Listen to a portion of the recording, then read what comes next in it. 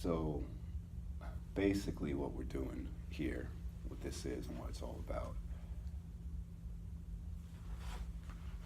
is shining light on the aspects of this experience that we don't hardly ever look at.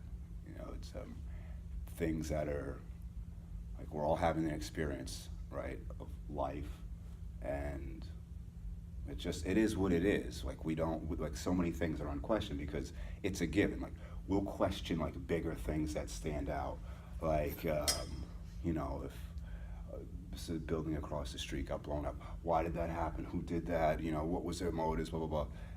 But the everyday aspects of our moment to moment experience, we never question that because that's all we've ever known, and it's to us it's assumed that that's what it is. It's life. Like the fish out of water, or how do you let it know a fish? Does a fish know it's in water or something like that? Like how would it know? Well, we are existing within something. We will question, oh, how does a fish know it's in water? Well, how do we know what we're in? We don't question that.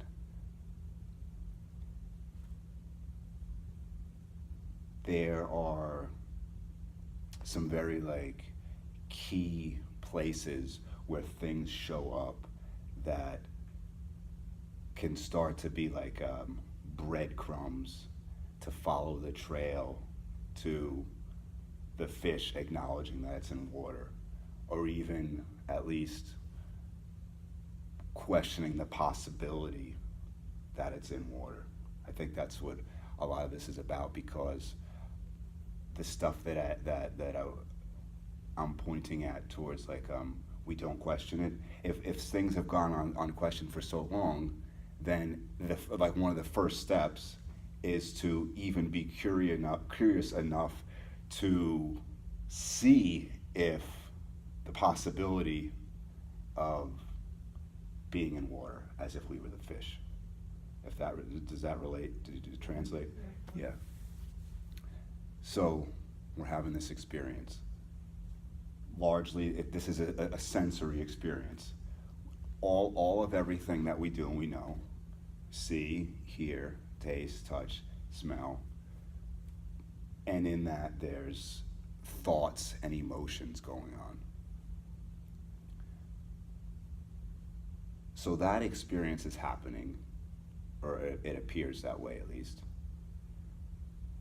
And there's a push and pull, because there's like we have desires and fulfillment going on within this sensory experience. So everything that we know of life is through that. Our experience generally basically has like those 5 or 7 components, those sensory perceptions, and then our internal perception of that, which is usually like thoughts and emotions. That's mine off yet. So that going on, then there's, like I said, there's that push and pull within it that keeps a storyline going. And last night I was laying down and I woke up in the middle of the night and I was so thirsty, and I drank some water, and oh wow, sometimes like life happens, little things, and there's like these moments of deeper realization. So I drank the water, and I'm like, oh wow, this is cool. I have there's this experience going on, and it is so like intelligent down to these little details where written into like the DNA of this experience, there is this thing where I have thirst, and then the thirst is quenched in through this experience. That sounds like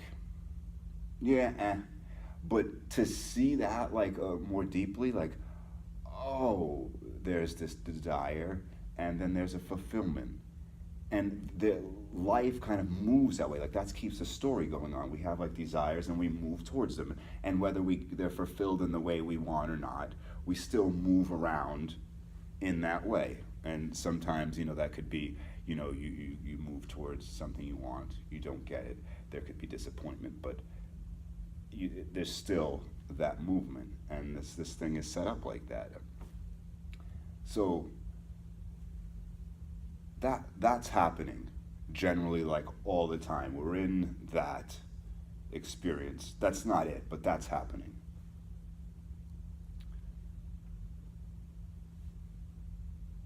We have our idea of what's going on, our worldview, our belief system. We believe that this experience is something. That something that we believe it is very much personal to each of us. You know, there's aspects of all this that we agree upon. You know, we all agree right now that we're in a room in the library, the lights are on, we're sitting in chairs. But the foundations of what life is and what it means and where it goes and what it means to live and how we should live, we all have a different perception of that.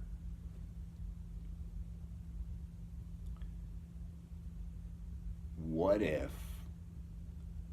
that perception of it that we have is wrong?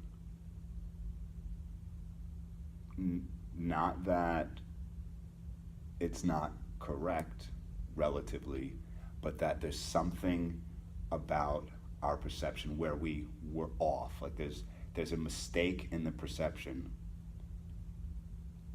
at the very kind of like base layer of it. You can't build a house, you know, on sand, or else it's going to collapse, and it's going to collapse. You're going to have to keep rebuilding it until you relocate and you find stable, level ground, or else even if you could even be on flat ground or solid ground, but if it's on an angle, you know, your house is going to have to be on an angle, and then so you're always going to be off. You know, you need the V8 to straighten out.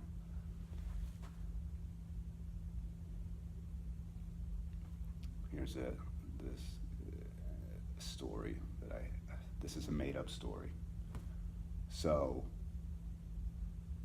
me and my girlfriend were playing a game on her cell phone, Family Feud, something.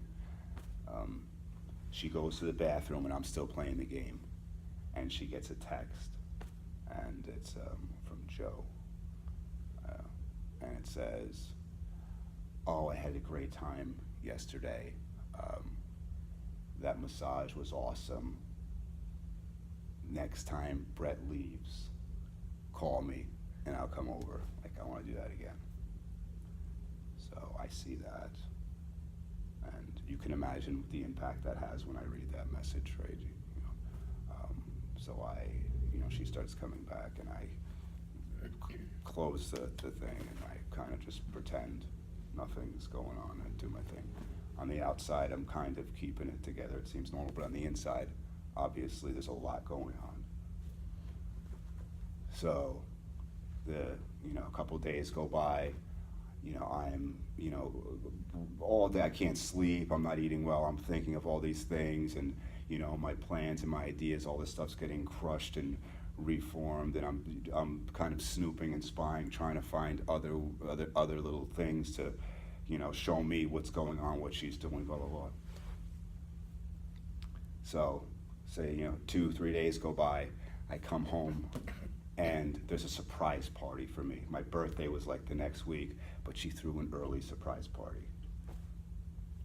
We're at the party, blah blah blah, everything's whatever. I'm still, and I go to I start opening up my presents, and there's one of the presents I have is this a massage chair. You could sit in it, and then the chair does the massage for you.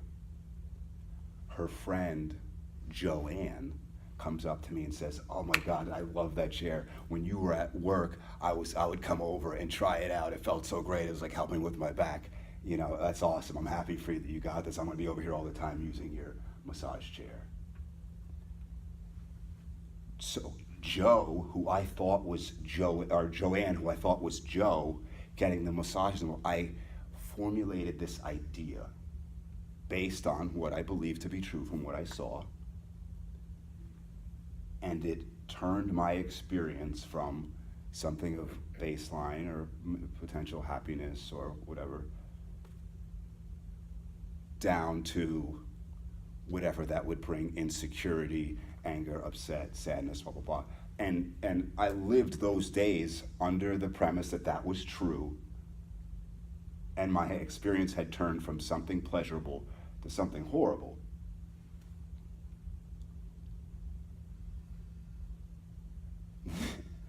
What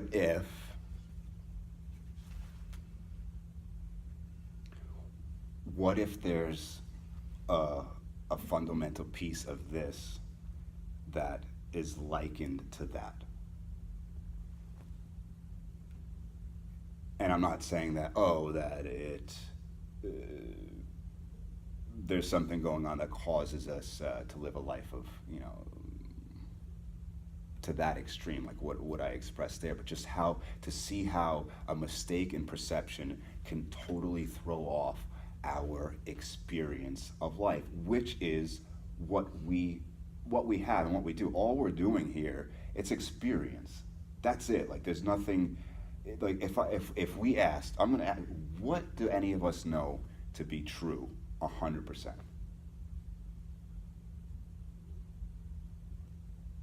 We don't exist. Maybe. I mean, what would that mean to exist? I guess. You're thinking.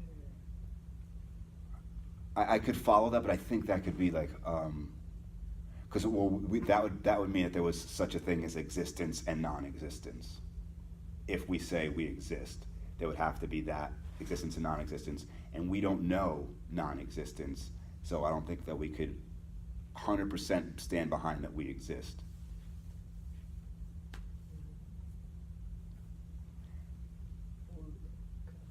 Okay. Maybe I'm kind of splitting hairs, but kind of. That makes a little bit of sense. Like I get it, and Well, I think, therefore I am. Descartes. well, what about the moments? There's spaces in between thought. Do you cease to exist in that space? No, when you're sleeping, you're just calming your mind is calm. Well, and you still exist at that point, right? Yeah. So, and I think I'm getting towards the same thing. Like the only thing that I could say for sure, like, oh, that 100% true, is that there's an experience. Like that I don't think can be reduced down any smaller to like, I don't think that can be denied. Like there's an experience happening right now. There's an experience. Anything else, and I could be wrong, and that's why I'm asking you guys, but like anything that I would say was like a fact. There's the Earth and the Sun and the solar system and whatnot. I can't say that I know that for a fact. I know what I've read and what I've been told. And I've experienced dreaming. I experience dreaming often. In a dream, I would say that it's a fact that we're in a room right now with lights. When I wake up from that dream, that wasn't true. I believed it to be. But even when I was dreaming, there was still experience happening. So that's as far as I can tell without making assumptions, I can for sure say, okay, there's experience.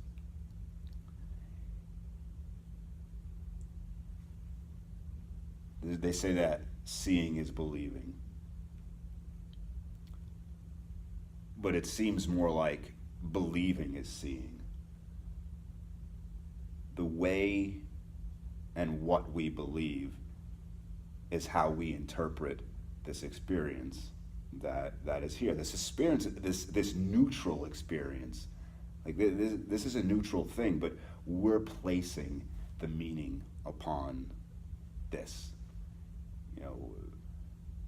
We could all be in here right now and be having a totally different experience. Like one person could be bored out of their mind. One person can be like, "Oh, this is great." One person can be like, I don't really care.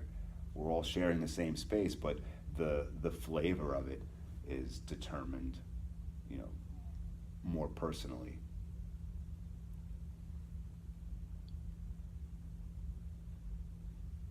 If that personal interpretation has a fundamental flaw in it, no matter what it does, no matter what we see, it's always going to be through the lens of a flawed interpreter.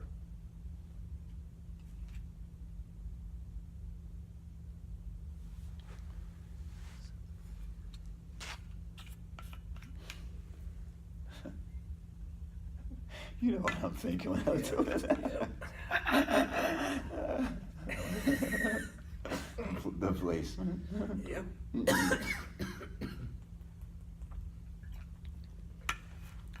So,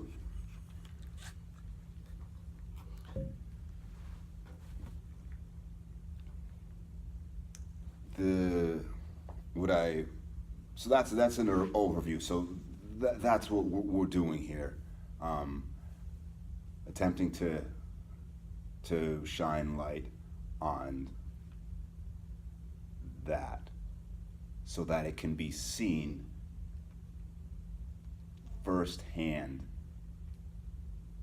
in our present moment experience, to bring it from hindsight, because these things, you know, something happened now, and say I overreact in this crazy way, and you know, maybe there's a scene that's caused by the way I react because you know, something happened, I overreacted to it, and it played out a certain way. Later on, I look back on that and I say, oh man, I got wrapped up in that. I should have, or I could have, you know, stayed cool. It really wasn't that big of a deal. But to bring that hindsight perspective to the present,